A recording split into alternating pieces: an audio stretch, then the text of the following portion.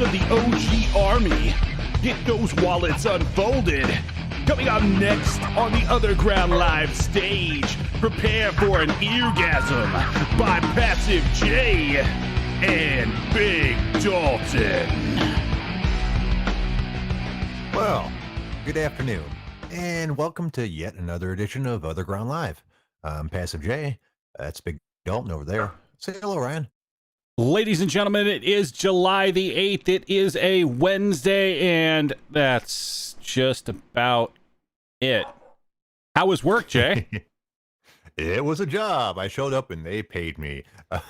I see the OG Army starting to form up in the chat box. Always glad to see you guys there. How'd your day go, Ryan? I got off a call roughly 6 or 7 minutes ago, so it's been one of those days. Oh, that is unfortunate indeed. My job was not too bad today. I showed up, I answered phones, I took reservations, I directed people to things, and it was a fairly uneventful day. So, which I like. As I like to say, no news is good news. Well, with that said, there's not much news today. Oh, no. Well, I was working, but I did try to come up with at least a couple things to talk about. Did you find anything at all, or do you want me to go ahead and start off? I always have a few things, and then also, if nothing else, this also is the Wednesday of a fight week, so at some point we need to make fight picks. But the first thing I saw, so it looks like Walmart is launching a competitor to Amazon Prime. I've heard talks about this for a while. What did they say? So it's going to come out. It's going to cost $98 a year.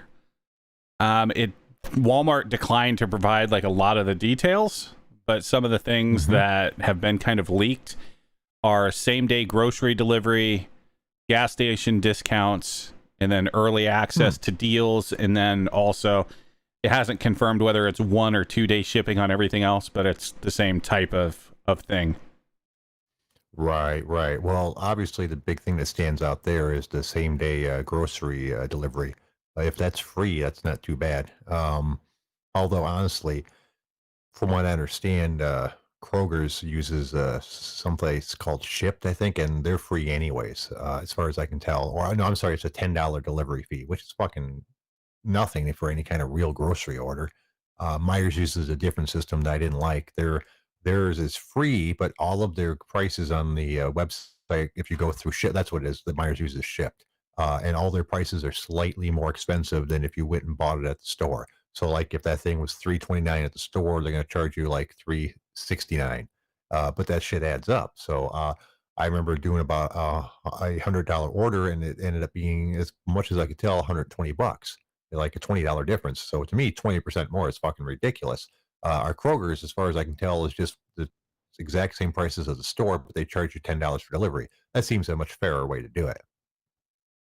Or do something like this and pay $100 a year and just get free shipping. Yeah. That's why I said. That's why I figured their free same-day grocery thing is definitely going to be their selling point, because if you use that every week, even that for Kroger, which I consider affordable, that's $520 if you're getting groceries every fucking week, as opposed to $99, plus everything else you can buy from Walmart that you can't really buy from a regular grocery store.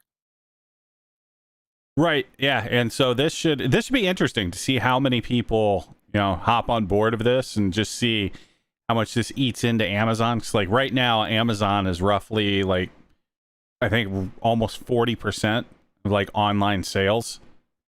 I think Walmart is in the low huge single digits. I think they're like 4 or 5%.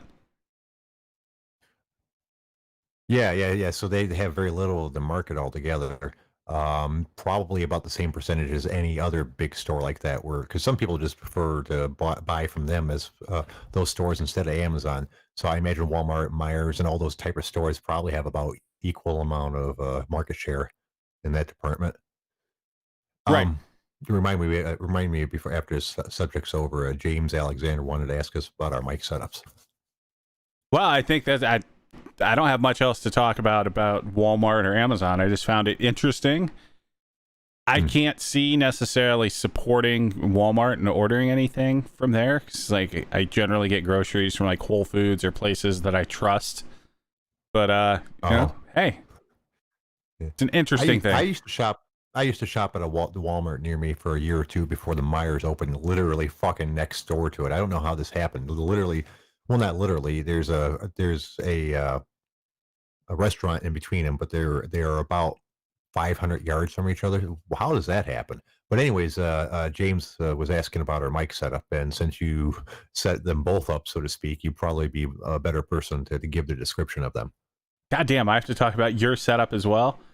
So Well, yeah, yeah. Well, so Jay is running a Rode NT1A microphone, a Focusrite Scarlett 2i2 interface, and then you also have like it was a DBX. What's the model number? the Okay, DBX 286S. 286S. For me, right now, I'm currently running a Rode NT1. For my interface, I run a Go XLR, and then now and then you may hear me on a Shure SM7B. So that's a lot of stuff. But actually, as far as the setups go, it's not the most expensive thing. It's not as expensive as some people think. It's not cheap, but it's not super duper expensive. There's a whole next level to that, at least as far as microphones and shit go. As far as preamps and like whatever the fuck this DBX thing is, is there another level over that, Ryan? Because I know we spoke about microphones, but we didn't really talk about the rest of the setup that much. For like an actual interface and like preamps, yes, you can get, higher level of those, but for the most part for most people, like you can get almost a like professional recording studio sound for less than like $1,000. The biggest thing you're going to see once you have a decent interface, like you're going to see the biggest jump by getting a really, really good microphone, which that'll run you about $1,000. But other than that, yeah, as long as you know what you're doing as far as setting your levels, recording things, cleaning it up in post, like you could do most of this stuff pretty well. Right, and I haven't messed with that part of it. I have got the settings down for live broadcasting, I think, which that was just the work of a couple of YouTube videos, which it made it way easier than I feared it was going to be because there's a lot of dials on this fucking thing. The DBX, that is, the preamp doesn't have too many, although it does have a couple few. So I was a little intimidated at first, but in this day of YouTube instructions for fucking everything, it's ended up not being a big deal at all. We are screwed once the monkeys figure out YouTube. And it's not just for like stuff like this. There's all kinds of stuff out there on YouTube that helps people out. My buddy, he's been really mechanically inclined his entire life, but he's never taken any formal classes. But still, he's good enough that he's worked on my car just because he knows how fucking mechanics work. Uh, and once YouTube came around, he started digging into shit that he had really no business fucking around with great success because he wasn't scared of anything at that point. He goes, dude, there's a YouTube video for fucking everything. I can fix anything on a fucking planet. And, and he pretty much can. Just give him a YouTube video and an hour or two to fuck with it, and it's fixed. Well, yeah, if you can follow directions and not be an idiot, you can figure out most things through YouTube.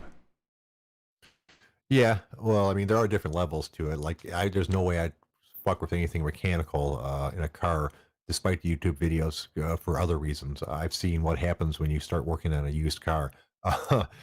Bolts break, things won't come off, this, that, and the other. 90% of a mechanic's work is not actually just doing the job; it's fucking with the fucked up parts. Well, yeah, but you're just scared of anything with any complexity. We've gone over this. Yeah, I'm afraid I fear making mistakes. I like to keep things simple.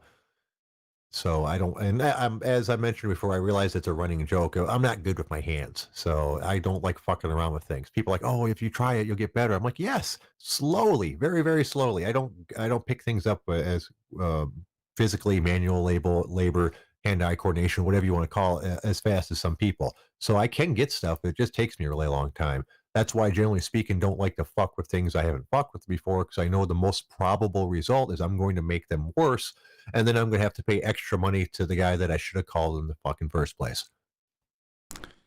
Yeah, I still say at some point you go out there and you hop on like Auto Bidmaster or something, you get like a salvaged vehicle and just something relatively cheap that you can fix up a little bit and just throw that in the garage and just do some work on it, knowing that worst case scenario, you're out $500 or $1,000, depending on what you actually get.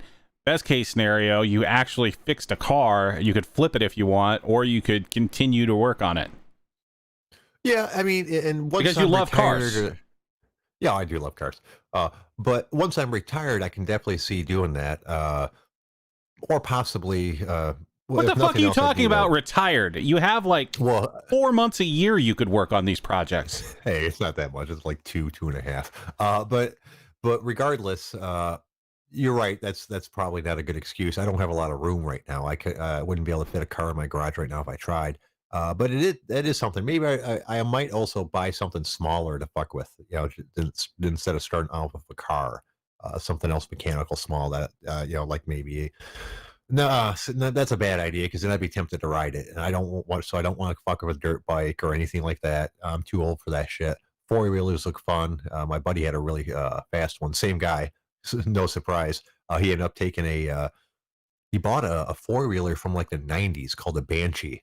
They don't even make it anymore, but they're really popular because like fucking soup them up really good, and they were super duper fast, like some of the fastest four wheelers that you could get. So he bought an older one and just fucking built it up, built it up, built it. I remember at one point he spent like $3,000 on the engine, having it sent out and blueprinted and honed and bored out and all this different shit.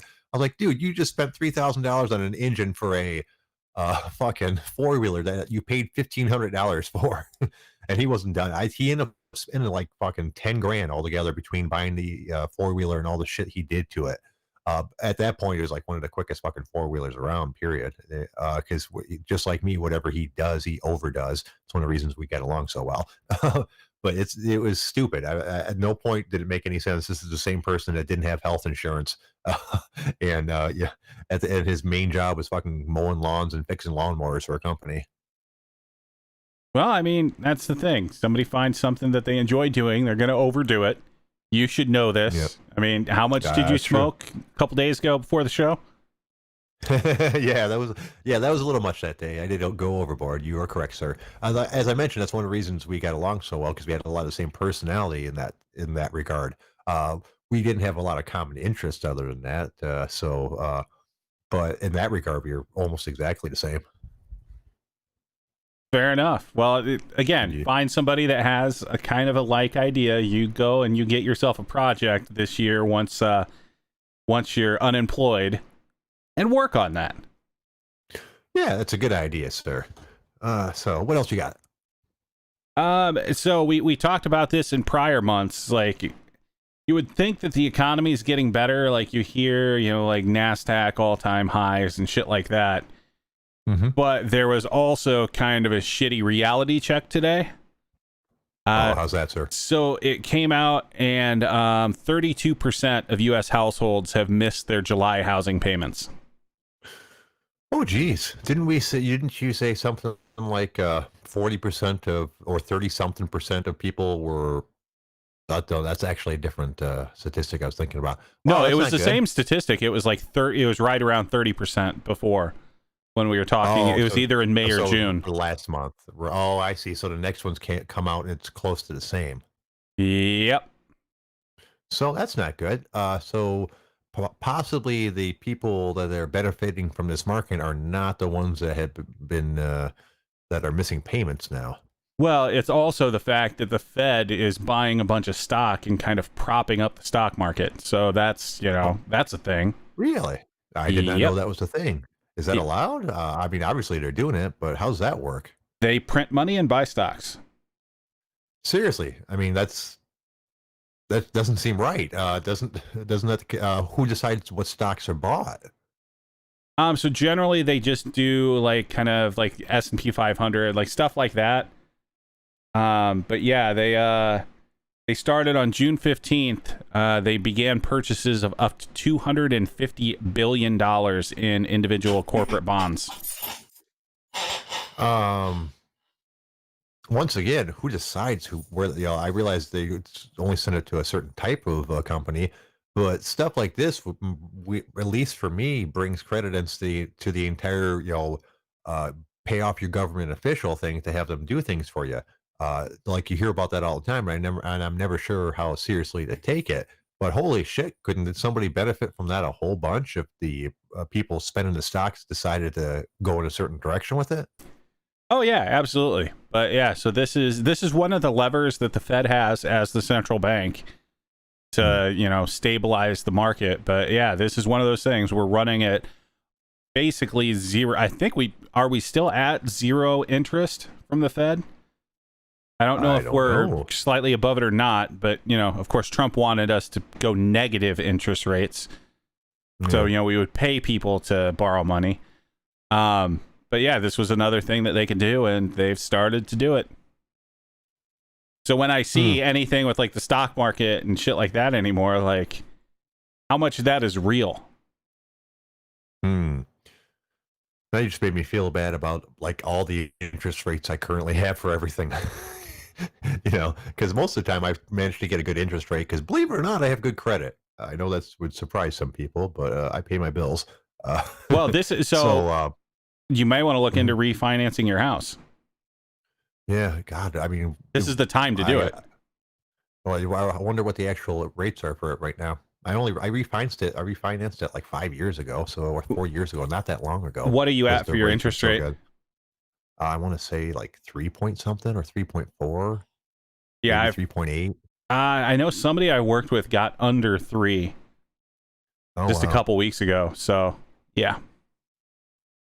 I mean, but I guess it really depends on if there's points or all this other stuff that I don't understand, because it has to be a fair amount under what you're going for to make it worthwhile. Like if mine's 3.4 right now, then 3 might not make it worth it going for. If mine's 3.8 and they can give me 2.8, that might be a different story.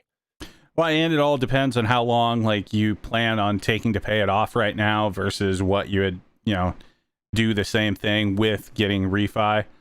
So right. Oh well, with the refi, I think I owe like I'm still paying for like the next 25 years or some shit like that. Well, if I could, yes, that's what the term would be. But like, you need to figure out like when you could pay these things off and how long you would actually want to carry it. There's a lot of financial decisions to be made there. But I'm saying right now, like, if you're ever going to borrow money, this is probably the time to do it. Right. Yeah. At the moment, I don't really. I mean, there's always things you could do. If someone gave me like $40,000, I could fix up this house a lot nicer. There's issues that I have that I need to address that we're just ignoring because we don't have the money for it. Nothing catastrophic, but like the porch needs to be redone. We could use new carpet. Shit like that. Well, I'm saying more just look into it. Not a large for, yeah. Yeah, I'm talking more just going in, refinancing, not getting a bunch of extra money on top of it, but just setting yourself up and kind of future-proofing yourself. Right. Yeah, that's true. I should probably look into it a little bit. It can't hurt. And as I said, I do have decent credit. I think I had, just between you and me, I had better credit before I got married because my wife had horrible credit. We're working on that right now. I've actually made her open up a couple credit cards in her name so that, when I die, she at least has her own credit, because that's the last thing you want to do is have me kick off and then she's got all these bills and fucking bad credit. Yeah, that's not a good situation, and that actually happens quite a bit. Mm-hmm. Yeah. Yeah. Especially like especially like the last generation, where you'd have a lot of situations where like the wife had never had anything in her name like her entire life. Right. So husband, kicks the bucket, and all of a sudden she's sitting there. It's not that she has bad credit. She literally has no credit, which actually in most cases is worse than having bad credit. Right. Because at least when you have bad credit, you probably have a history of some payments, just not all of them apparently. So yeah, we're going with that. But if I, at the moment, I'd like to get her on like things like bills and put her on the house and all that good stuff. But well, most bills don't really matter. Loans definitely will.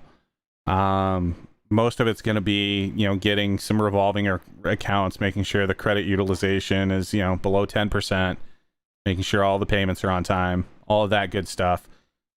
Make sure it's not a ton of different, credit cards she's getting, because one of the main things is going to be like average account length.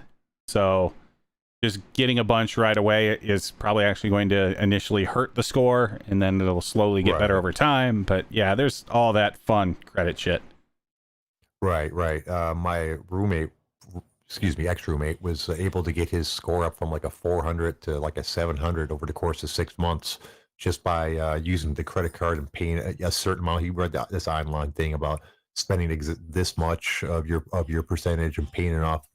At this time, you don't pay it off every month. You pay it off like every 2 weeks, but you don't pay it all off. You leave it. There was this big, long, complicated thing that I didn't pay attention to because I have good credit. But it worked for him. He in the space of 6 months, he was able to get at least good enough credit to buy a house and move the fuck out of here. And from having fucking zero credit, the only credit he had at that point was bad credit from like a couple of loans he took when he was like 20 years ago when he was 18, like a Sears card or some shit like that. Well, yeah, so that shit really, pretty good. Yeah, that shit really wouldn't have mattered much at that point. So yeah, he was just more kind of just quickly building some credit, which you see the big gains from to begin with, and then obviously it tapers off as he would start to get like towards like a 700. Right. So before I got married, I was a 805, I think it was. They send me a credit report every week now, and the last time I checked it, which was a couple days ago, was 767. It just went up 3 points. Ooh, so I don't have bad credit at all, but I don't have like the top tier credit anymore. Someone said the credit ratings for everything's the same after 750, but I'm not sure if that's true or not. No, it's not true. Like for most things, yes, right? But like there's always going to be things where the higher the better. Right, yeah. I just assume there's not much that I wouldn't qualify for at the highest rate at this point, but there might be one or two things where they want a little bit better credit rating. Yeah, like you couldn't go out and get like a black card. Right, which is perfectly understandable. There's no reason for me to have that type of credit limit. My current credit card has a 10 grand limit, monthly limit, and I see no reason why I would ever need more than that. Yeah, I've got a couple that are like $20,000 and $50,000, and I don't know why. I think it's just because they offered that. Like I've never carried a balance more than like $1,000, so yeah, whatever. We end up doing $1 or $2 a month because we pay for everything on our credit card, every single thing, all of our bills, everything that'll let us pay. There's certain bills that they just won't let you pay for credit card. I think like my mortgage and things like that, but most other things they will let you do it. So we put everything on there so that we can get travel points, from paying it off. And the rule is that whatever it is, it doesn't matter whether it's $50 or $5,000. Although we've never hit that, we pay it off at the end of the month, so that we don't have to worry about any kind of credit, interest rate shit. Right, and that's the way to do it. Yep, and since all my bills are set to auto pay, I don't have to worry about missing shit. It's basically just an automatic process that slowly builds me points, credit card points for my next vacation. Your wonderful vacation to another part of Michigan. Yeah, Port Austin, dude. I'm going to post pictures. You're going to be amazed, dude. It really is a nice town. We are looking forward to it quite a bit. We talked to our various bosses at work, and everything's approved for us to take that day off. So that's going to be awesome. Let me ask you a question. This is one of the things that bothers me about my job.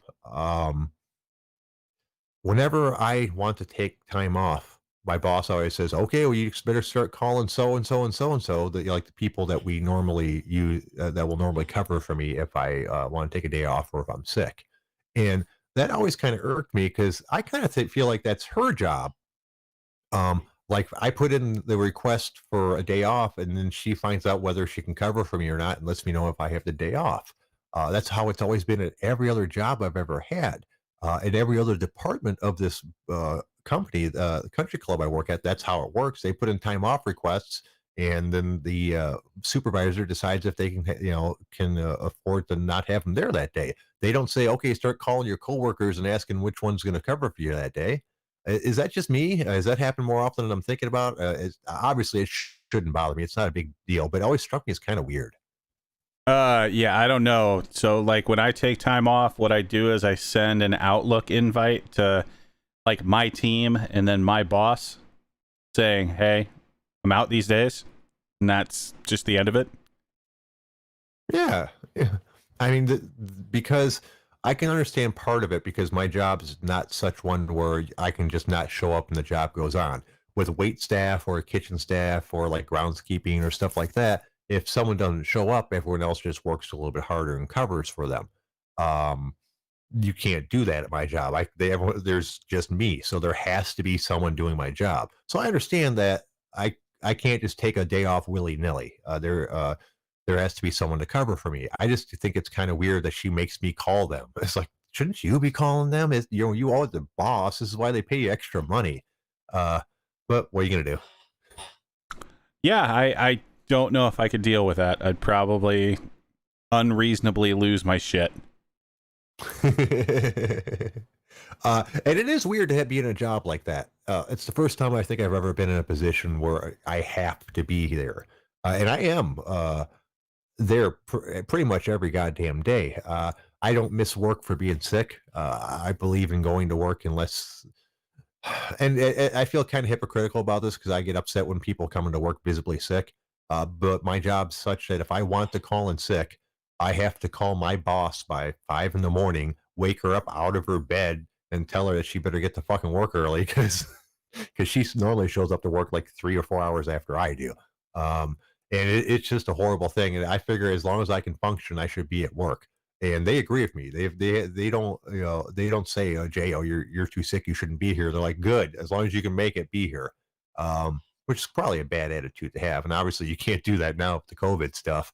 But I don't think, let me think.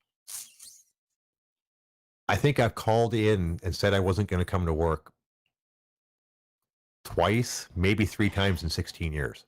Uh, it now slightly more often I have gotten to work and said, oh, this fucking sucks, I'm dying, let me start calling around people to cover for me, and then have someone come in like 2 or 3 or 4 hours into my shift and I go home. That happens like maybe once every couple of years because you do get sick and sometimes you just feel like shit, but I can't not go to work. I have to open up the place and get everything going. There's no bosses there in the fucking morning. I gotta be there. Holy shit, it's a fucking shit show if I didn't show up. Yeah, that sounds like kind of a poor idea, being around a bunch of super old people. Oh yeah, and those things have all been changed now. Obviously, if you got any kind of fucking sniffle or any kind of symptoms, you don't come to work. They make you fill out a sheet saying that you don't have any of these symptoms every single day. I guess so to remind you that you shouldn't have them. And we do a temperature check of every single employee every single day. I know I do most of them. So that's attitudes have certainly changed. And reasonably speaking, I probably was never much of a threat to the members anyways, or at least directly, because I don't interact with them directly. I interact with them on phone, or if they come up to my office, there's 3 feet of desk and 2 feet of wall and between me and them anyways. So, it's like I'm sitting at a desk and I have my entire desk. Then there's a wall that has a window cut out of it that the members walk up and talk to me at. So I don't get too close to them anyways. But obviously I interacted with other employees that could pass along as well. So it was probably a poor idea, but I kind of had to. It wasn't really my choice. Fair enough. Well, in other news about people getting infected by things, did you hear about the state rep in Ohio that is telling everyone in Ohio to stop getting tested for corona? Oh, what could be his amazing reason for that? He said he's tired of living in a dictatorship. Oh, God. I mean, these are real people, right? We haven't fallen into some crazy TV show and some idiot just reading his lines. People actually think this shit, huh? Yeah, this is State Rep Nino Vitale. Oh, come on, Nino, you should know better. And his response to the governor, like trying to take care of the state was, where is it here? This is what happens when people go crazy and get tested. Stop getting tested. Okay, I see. Well, he's got a valid point. The ostrich defense has worked out very well over the years for very many people. If you ignore that fucking problem, eventually it's going to go away. And he's correct in one way. If we ignore it, eventually it's going to kill enough of us that the few remaining people will be immune. And his rationale behind it, so he did try to give a great argument behind it. So the state over the last few weeks has seen just a steady increase in hospitalization rate from COVID. But his response, and this is very, very well thought out, He thinks the administration is just using this entire situation as an excuse to claim something is happening that is not happening at the magnitude that they say is happening. Okay. His words, not mine. It's a pretty good argument, obviously. Well, that's how circular logic works, right? You can, just lead one thing to another forever. Yeah, that's just dumb.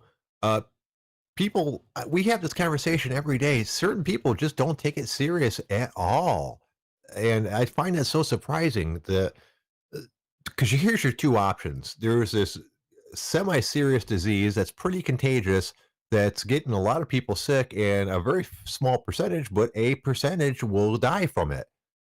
Or there's this crazy conspiracy for whatever reasons you want to think up, that the government wants you to think that there's a dangerous disease going around, and there's actually not, and they're just trying to make you wear masks to take away your freedom, which I'm not quite sure how that works, but apparently they're pretty convinced of it. So those are your two options. Which do you think is more likely, really? Yeah, and there's the entire thing. Like, yes, you can obviously make the argument about, if you're just a normal, healthy person, you probably don't have much to worry about. The problem is like so many people have so much undiagnosed shit that you may fall into a higher risk than you think you do. And then there are just the other people, like there was that 41-year-old actor or whatever the fuck he was that got sick, ended up losing a leg, and then fucking died a few days ago. Yeah. And there's a good example. The dude was 41. He was a Broadway actor, so he's pretty active. They thought he was perfectly healthy, and people will go, "Oh yeah, well he had all these problems." Well, they didn't know he had these problems. You just made my point for me, sir. No one, lots of people, like you said, are walking around with shit that they don't know about. So your buddy who you go surfing with every Wednesday, might have some shit going on, and while you're perfectly healthy, you just fucking killed him because you didn't give a shit about spreading the COVID. Well, then there's the other thing. Like, even if he didn't have any other issues, like, it also takes people that are perfectly healthy and ends up killing them. Yeah, it's not a lot, but it happens. Right. Well, the reason I brought that up is because I saw an article, and some people were saying, well, obviously he had health issues. It doesn't normally cause this heart problem and this and that and this. But it can. That. I'm like, what? Well, it can't. Well, even if it can't, well, guess what? They don't know they didn't know he had health issues, and they can't find any of them now because he's dead. My point being, nobody is safe just because they think they're healthy. Right. Yep. I'm in the exact same camp. It's just people are stupid. Like, again, we can't go from lockdown to fucking Florida overnight. I think that's just not a good call. Yeah. Did you see what I posted on the OtherGround before the show? Oh, the gigantic boat gathering with an absolutely retarded name? Yeah, the Jobbie Nooner. Yeah, I know the story of it, and I'm not even going to tell because it's not worth it. Oh, we got Sly calling in. I know he said he was gonna. All right, let's go ahead and bring the Sly dog on here. What up, Sly? Did somebody say Jobbie Nooner? Well, yes. Are you familiar with that, sir? I actually am. Oh, well, tell us more. Everybody listen up. After the show, go to Google and type in Jobbie Nooner hotties or something like that. I was disappointed in the video you posted, Jay. The news only showed a couple of old people. Oh, yeah, that's the news. It's straight up like I'm in San Diego, but I'm on Lake Michigan or Huron.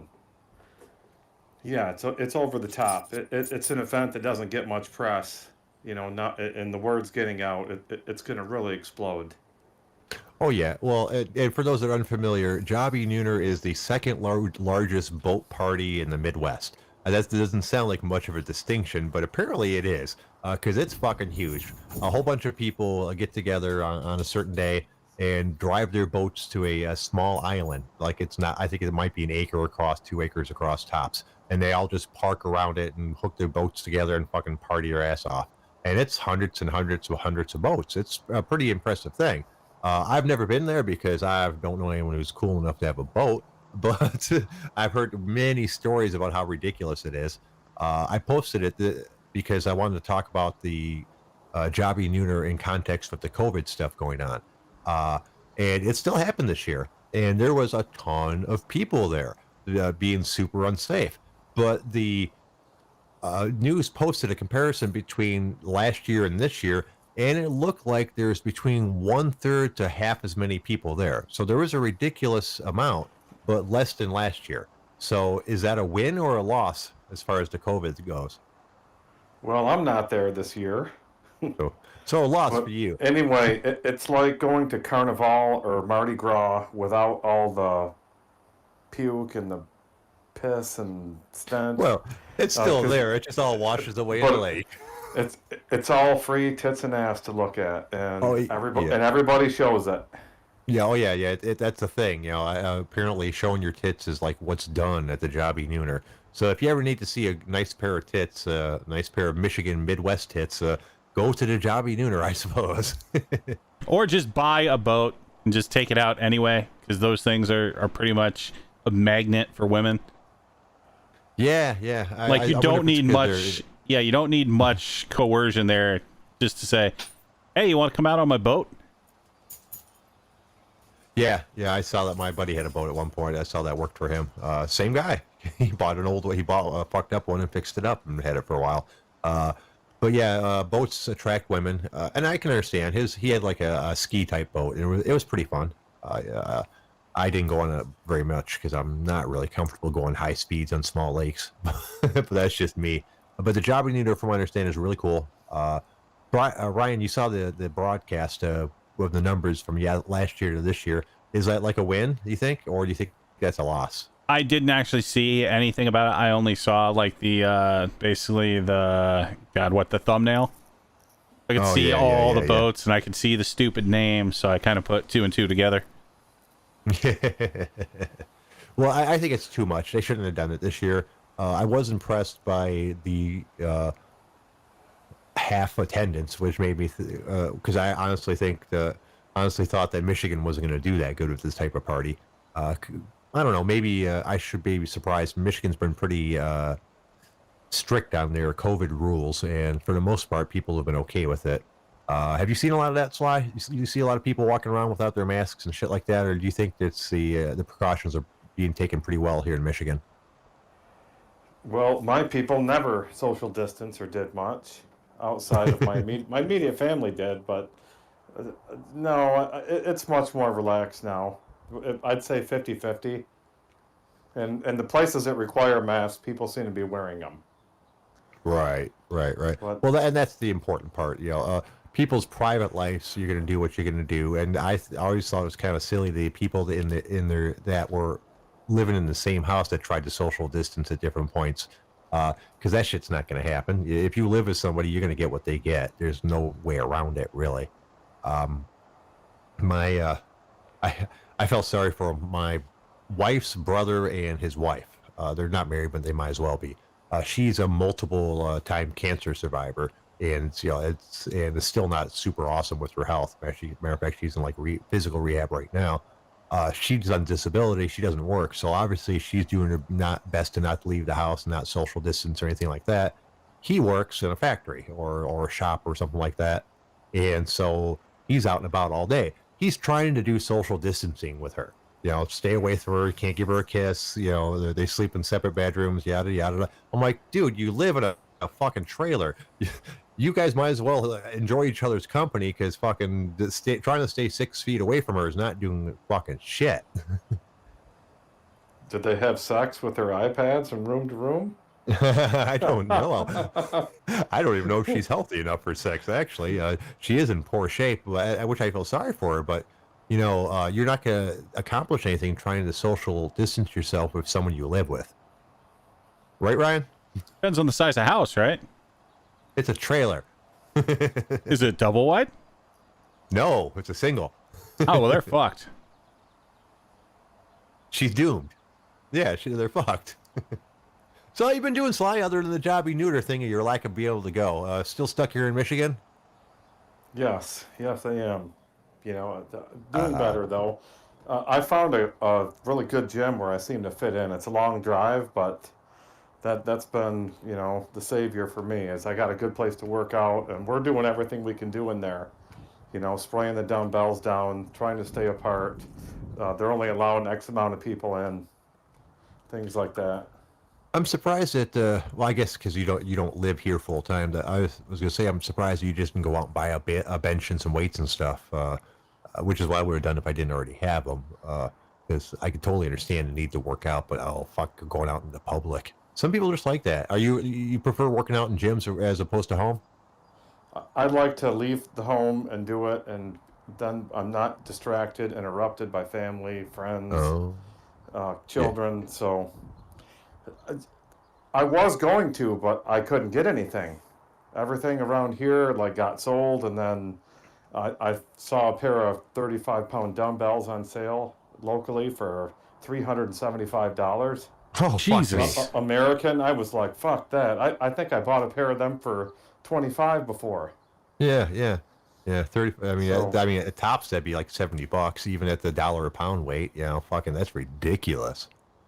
yeah, Stray's right. You seem to do better when you're around other people that are as good or better than you too.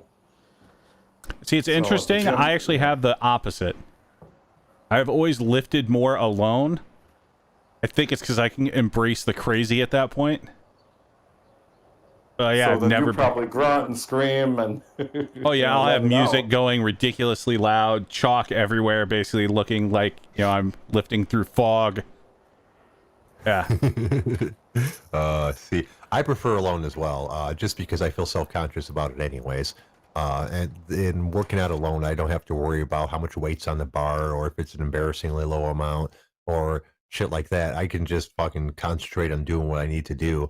And I feel that way about most kind of exercise. I just I don't like an audience when I work out. I feel Well, awkward. and the other thing for me is like most gyms, at least the gyms around my area, they're not like hardcore like powerlifting gyms. They're like kind of general public type gyms. So the Right. ones I've gone to there, like I don't necessarily even trust their equipment when I start to like really push myself. Right. I can see Like I that. used to go there and I used to bench at a local gym, and like on my Instagram I had a bunch of, benching that I did there. And like the freaking amount of slack in those bars, like it worried me once I got up over like the generally anything over like 400 pounds. At that point, those bars just they didn't feel the sturdiest. Whereas now, like down in my basement, I'll bench with a Duffalo bar. I could throw 500 pounds on that thing and it's not going to fucking move an inch. Yeah, and I can see that because I have both an Olympic bar and the standard bar. And the standard bar, you really don't want to put shit on there for weight, really. So, I assume those things come in different classifications of quality. I don't know if I have a quality Olympic bar or not. I assume it's okay, but there are different levels of those things. Well, yeah, it's going to be okay for you. Like, it's when you start getting up to that point where maybe you're going to deadlift, 500-600 pounds. At that point, you don't just want any, beater fucking bar that you bought from some no-name company. Like, at that point, you Right, want right. something that was built by, people that have kind of a reputation in the either in the powerlifting or in the Olympic lifting kind of world, knowing that they're testing their bars and you can trust the fucking tensile strength that they tell you as far as like how much you can actually load on those things. Whereas, yeah, going in a normal fucking gym, I don't necessarily always trust that. Right. Why do the ends spin on the Olympic bars? Why wouldn't they? No, you know what I'm saying? How like how standard bars you just lock the thing in, but the Olympic bars, it seems that if I remember correctly, God, I hope I'm not making myself look like an idiot. There's like a swivel on them almost. Well, yeah, it's kind of there to make sure everything's stabilized. Oh, and really, and that does that being able to let the rotate. There you go. There's words I'm looking for. Allowing the weights to rotate keeps them more stable. Well, yeah, if you think about it, if like you have a plate that's not calibrated quite correctly or anything like that, like anything that can get you slightly off balance where like one side of a bar is doing something a little funky, Mm-hmm. like you're not going to want to do that. And as Trey said, like also as you're doing movements, you're going to have the bar moving. You're not going to want to have to worry about also moving the fucking weight. Oh, yeah, I guess that would be more difficult if the weight was set so you had to rotate it along with the bar. Well, see, I'm glad I asked.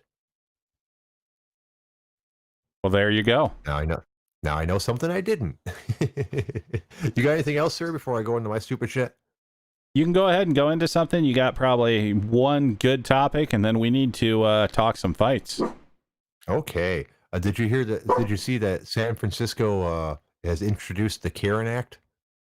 Yeah, I did see that. Except it's a C instead of a K.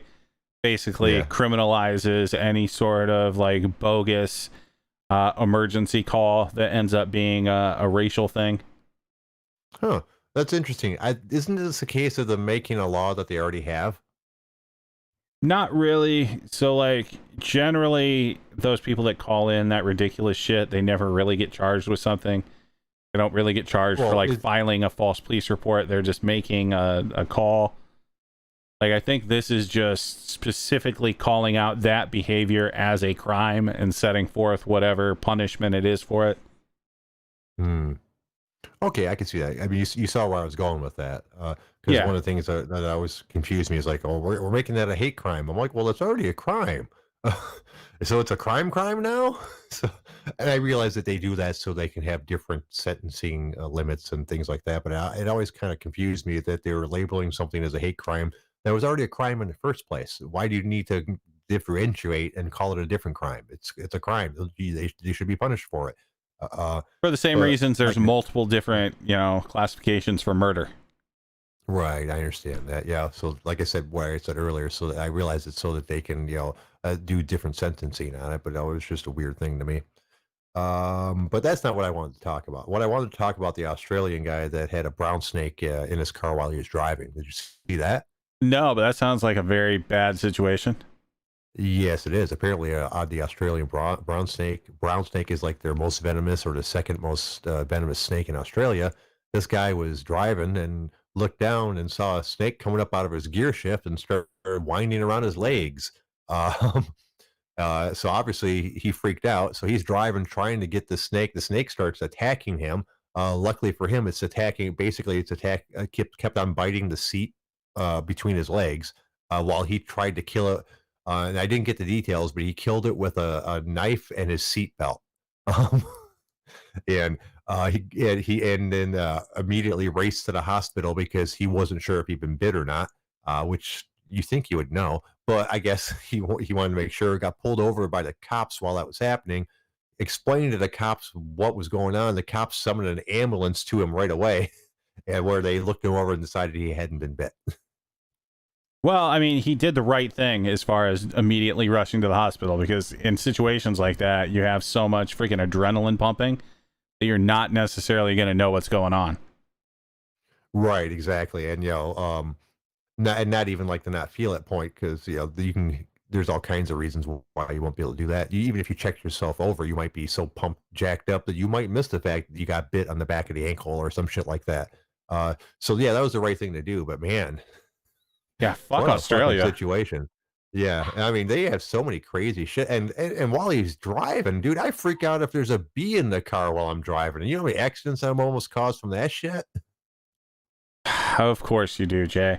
But I guarantee that guy will be checking his vehicle before getting into it from now on.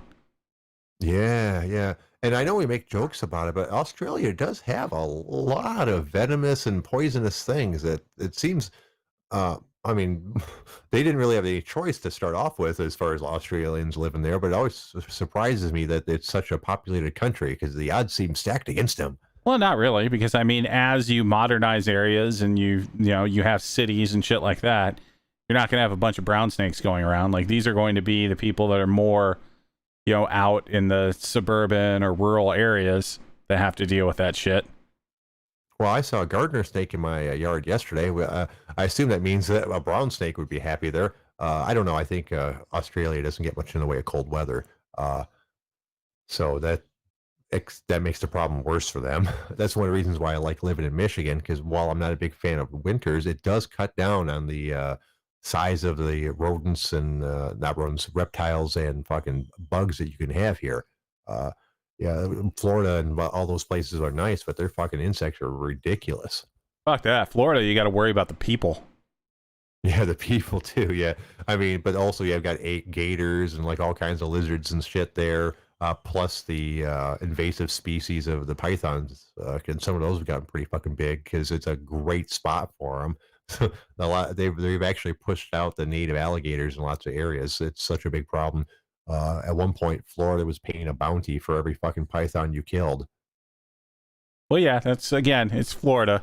Like, eventually, Bugs Bunny needs to actually be conjured into existence to cut that fucking state off.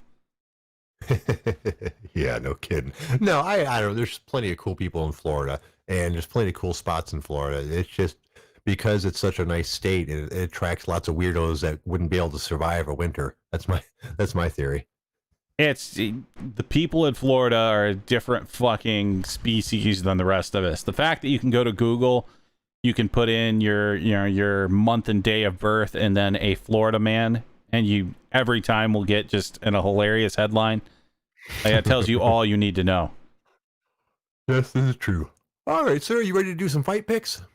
Yeah, let's do it. There's actually some pretty goddamn good fights. So yeah, this is quite the card that you're gonna bail out on.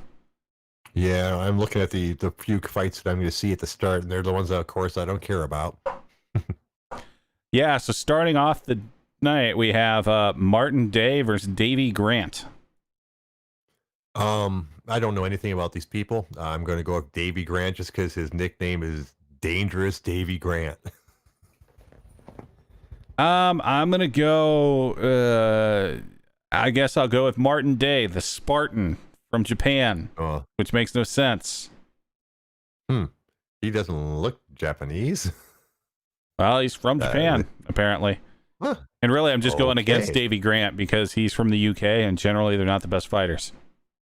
Yeah, it is so weird. They're so, despite their having like a couple really high level fighters come out of there, which you think would have like stimulated the growth of MMA, they just not very advanced over there. It seems like, huh?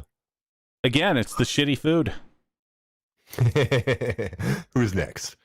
Next of all, we have Carol Rosa versus Vanessa Mello. Hold on a second. Both from Brazil. Oh, well, that makes it harder. Let me look. I'll go with Rosa, just because Vanessa Mello is an underdog in this site for some reason or another. Well, with that, I'm going to go with Mello because she's the better looking of the two. Well, there you go. All right, who we got next? Next one. Oh, God, I should make you read this one. We have Jesus. Raulian Paiva versus Zolgas Zumagalov. Oh, wow. That is a fucking mouthful. Okay, first off, I don't know if you have the same pictures that I do. Probably not. But it looks like 2 or 3 weight classes between these two dudes. Pavia, it looks like a really skinny dude, while Word Alphabet over there, it looks like a big thick dude. So I don't know what's going on with that. As far as their records go, I don't know. I'm gonna go with Pavia just because he's 19-3 and the other guy's 13-3. So if you got to go with something, I'm gonna go with that. I think I'm gonna go with Zolgas because he's from Kyrgyzstan and life is hard there. That is true. That is true. All right, who's next? Next of all, we have Marcin Tybura versus Maxim Grecian. Well, of course, the guy's nickname is Maximus. What else would it be? I'm gonna go with Maximus. Why not?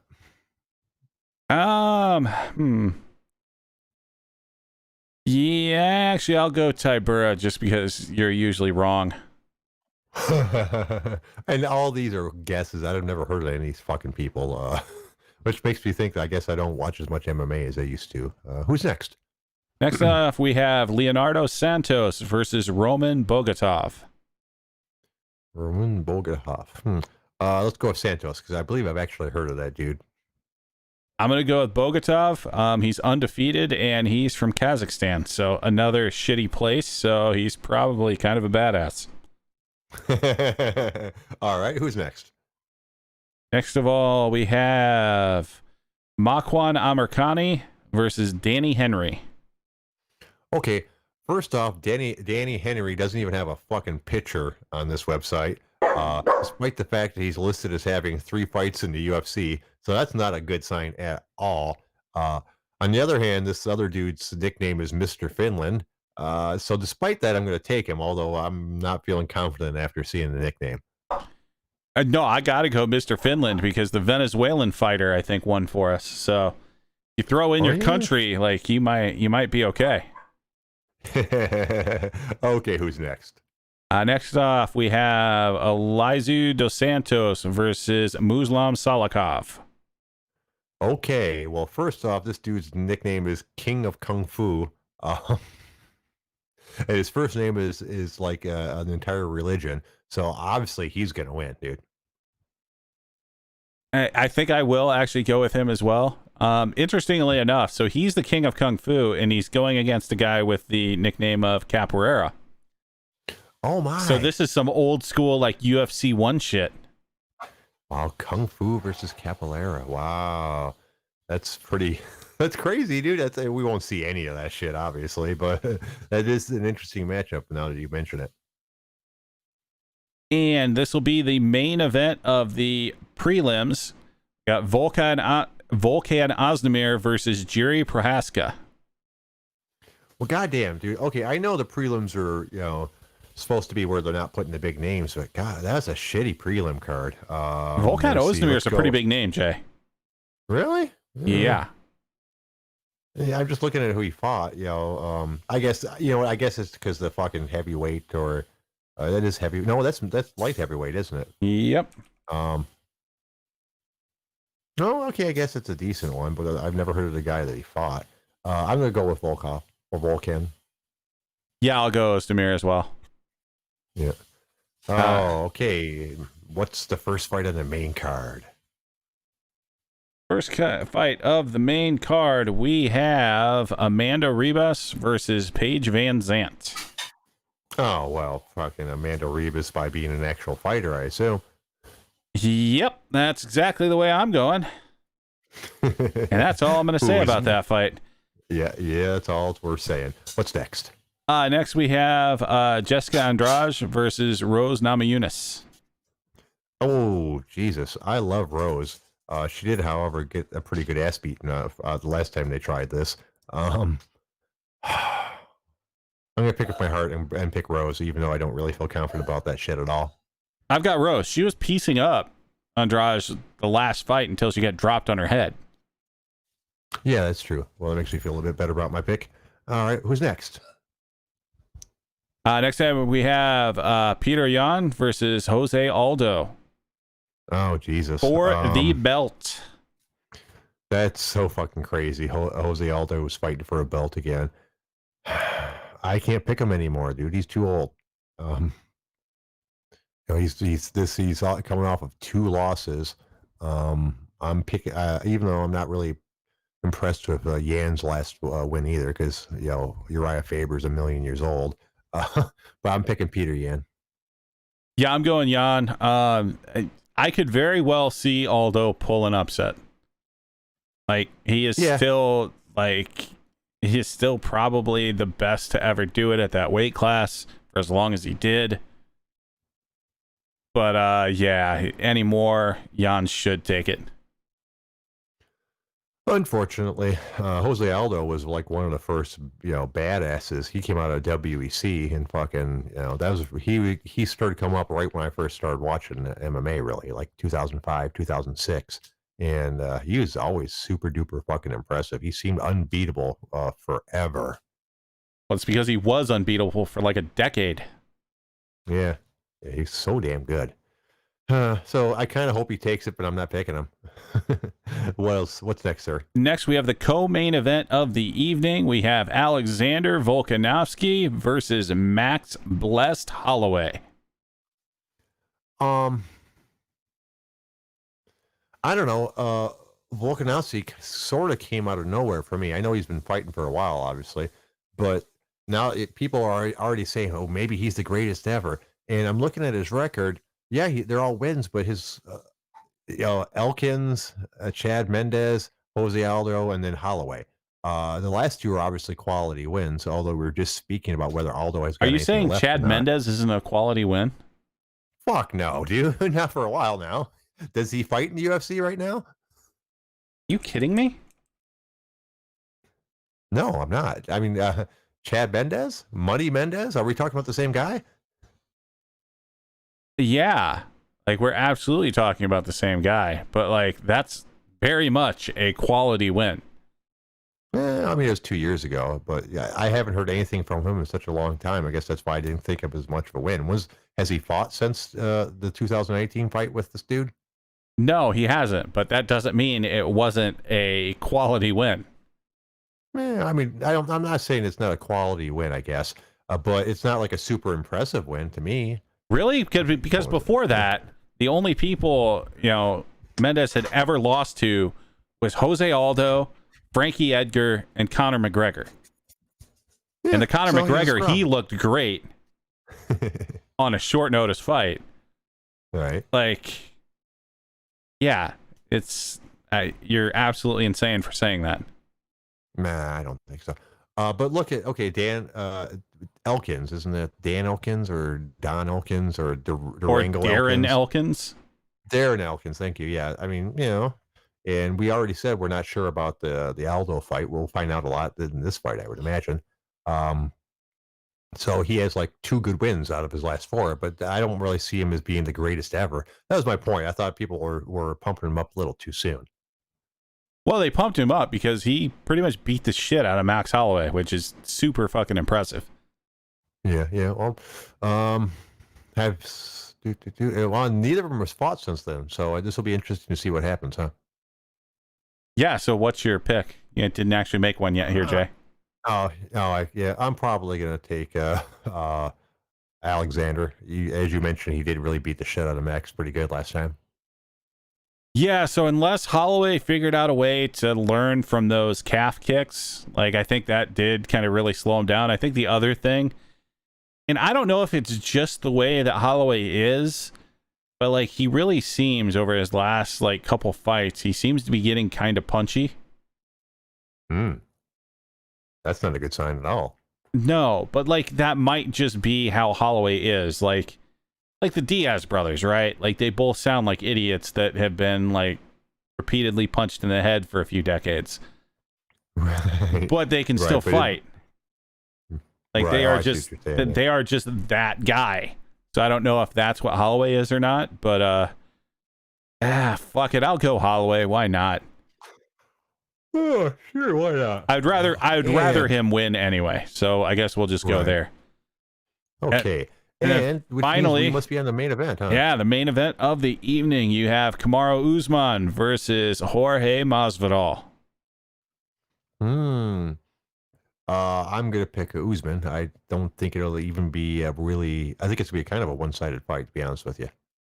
I absolutely think Usman's gonna win, but I'm gonna pick Masvidal just because I want to see it, just because the fucking story is great. Yeah. Like Masvidal coming in, fucking 5-6 days notice, just comes in and wrecks the guy in like the first round. It would be fucking glorious. Right, but what do you think is going to happen? Oh, Usman's going to win, but like I said, I'm picking Masvidal just because it would be a great goddamn story if he wins.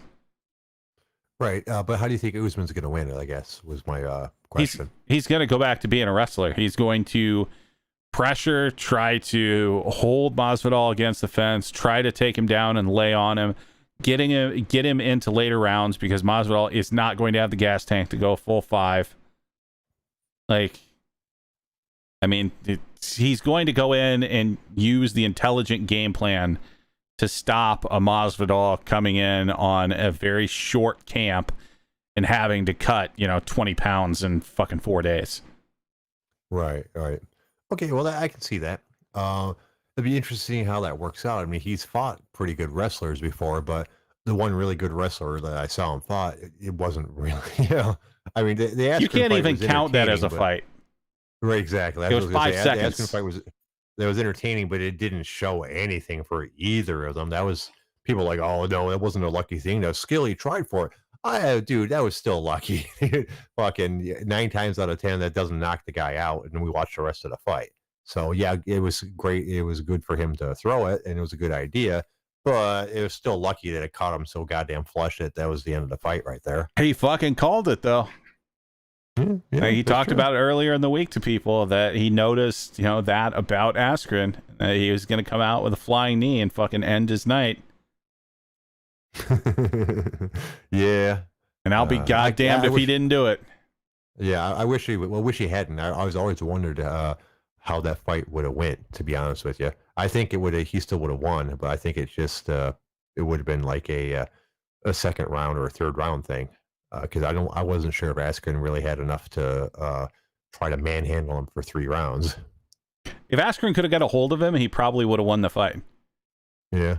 And then who knows what would have happened? Would Askren be retired right now? Who knows? Right. Yeah. Well, it'll be interesting to see. That's why they fight, because all the guesses in the world don't mean a goddamn thing.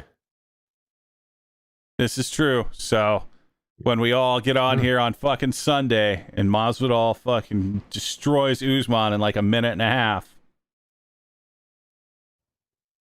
I will say I was right. We'll know. Right on. But then we'll also have to deal with fucking Conor McGregor coming out of the woodwork saying he wants a shot at the title, the 170 title. Oh God, I hope not, dude. I'm just so tired of that dude. I hope he stays retired. Good for him. He's made a whole bunch of money. Stay retired. I guarantee if Masvidal wins, that's the first thing we are going to hear is a statement from McGregor saying, "Retirement over. I want that fight." Cherry picking again. All right, why don't we call this a show? I want to thank the OG Army for showing up. We couldn't do the show without you guys. I really mean that. Appreciate you guys. I want to thank my co-host Big Dalton. I also couldn't do the show without him. Thank you, big guy. Appreciate you. You got anything else? Yeah, so a couple things. Number one, we do know that Jay is going to completely punk out on all of us and not be around on Saturday. But I will be here. I will do a fight companion, and I will have a fishing spot for people should they need it throughout the night. And hey, yeah, let's do the shit. Woohoo! What else you got, sir? And secondly and finally, fuck all y'all. Everybody have a great night. We'll see you tomorrow at 6. Bye-bye.